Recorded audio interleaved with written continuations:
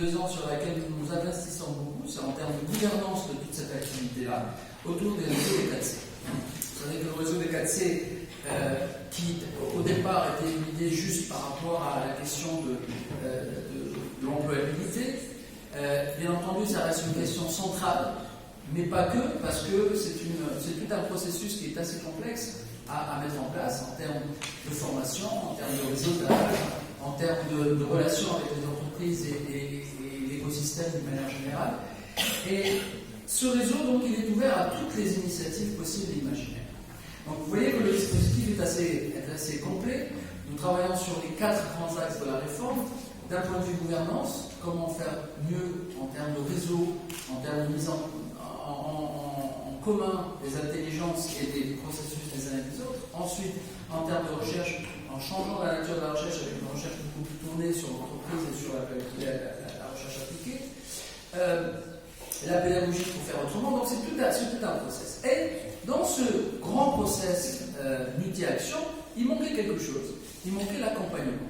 Un accompagnement depuis le début jusqu'à la fin de l'étudiant qui veut devenir entrepreneur. D'où ce projet d'étudiant entrepreneur qui nous a été proposé et sur lequel nous nous sommes inscrits dès le départ. Et nous étions absolument enthousiastes parce que c'était c'est un mode nouveau qui permet de concrétiser l'ensemble de ces éléments sur lesquels nous travaillons dans un processus d'accompagnement de longue haleine.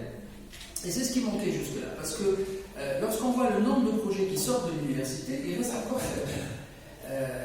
et toutes les analyses que nous avons pu faire pour comprendre pourquoi il n'y a pas assez de projets qui émergent de l'université, alors il y a beaucoup d'idées, mais très peu d'idées sont converties réellement en projets concrets. Et l'idée, c'est que souvent, c'est la qualité de l'accompagnement, le mode d'accompagnement qui n'est pas adapté pour qu'un projet puisse voir le jour, pour qu'on aille jusqu'au bout.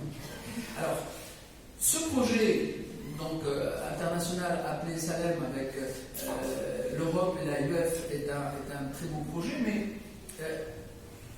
au-delà de cet aspect de projet, ce qui est important, c'est que ce projet permet d'expliquer à tous les étudiants qui ont la fibre entrepreneuriale, qui peuvent le faire. Alors, ça ne veut pas dire que tous ceux qui vont suivre ce programme vont devenir des entrepreneurs. Pas forcément. Mais avoir un esprit entrepreneurial, c'est-à-dire un esprit de sens de l'initiative, de prise de l'initiative, un esprit d'innovation, un esprit de recherche toujours, d'améliorer les choses, quelle que soit la portée professionnelle de l'étudiant, ça sert toujours. Même pour celui qui finalement ne fera pas son propre projet dès le départ, mais même en travaillant dans une entreprise et en ayant cet état d'esprit de prise d'initiative, d'innovation, c'est toujours bon, ça donne toujours un plus et ça permet de réussir professionnellement. Donc l'idée est là, mais en même temps, on s'est dit, si on fait cet accompagnement de l'espace, on va le voir tout à l'heure, mais pas que, c'est surtout aussi la formation des formateurs, les coachs, les tuteurs qui vont accompagner, ça va donner un vrai plus et nous verrons, je l'espère, un taux plus important de projets qui émergent de l'université. Et l'université serait à ce moment-là un vrai pourvoyeur d'entrepreneurs. Et nous savons tous que je dis bien l'une des solutions, l'un des axes importants pour combattre le chômage des diplômés, c'est celui-là.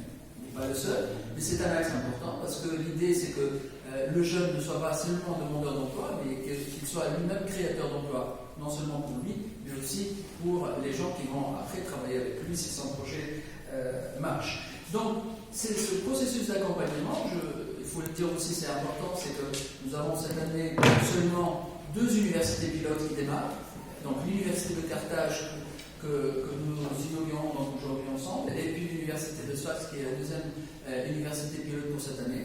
J'espère que ce projet va réussir le plus possible, j'en suis même sûr parce qu'il n'y a pas de raison, il y a beaucoup de compétences autour de ce projet, il y a beaucoup aussi d'encadrement et de bonne volonté autour de ce beau projet.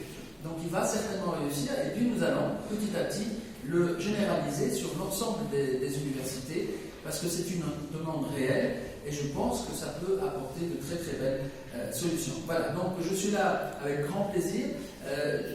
Ce qui était important dans ce projet, c'est de le mettre dans un cadre général. Vous voyez que lorsque vous lisez un petit peu les axes de la réforme de l'université, vous allez retrouver la dimension entrepreneuriale à chaque fois. Et ce processus d'études entrepreneurs, le fait de l'accompagner dès le départ d'étudiants, dès la genèse de l'idée, jusqu'à éventuellement la réalisation du projet, c'est quelque chose de nouveau. Même à l'international, c'est quelque chose de nouveau. On a fait beaucoup de benchmarking, on a des équipes qui sont parties un peu partout pour voir des expériences dans d'autres pays. Donc nous sommes là parmi les premiers pays à initier ce genre de projet.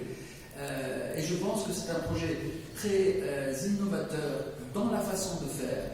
Je pense que l'énergie de nos jeunes qui parfois est là mais qui n'arrive pas à s'exprimer pleinement parce qu'il n'y a pas la procédure et le process pour les accompagner pour ça, avec ce beau projet d'étudiants entrepreneurs, il sera là, nous allons les accompagner et j'espère qu'on verra très très bien prochainement les meilleurs projets sortir de l'université. Voilà, donc merci pour tous les efforts que vous avez faits. Nous allons suivre de très près ce projet et j'espère que très bientôt on verra les fruits de ce beau projet. Merci à tous.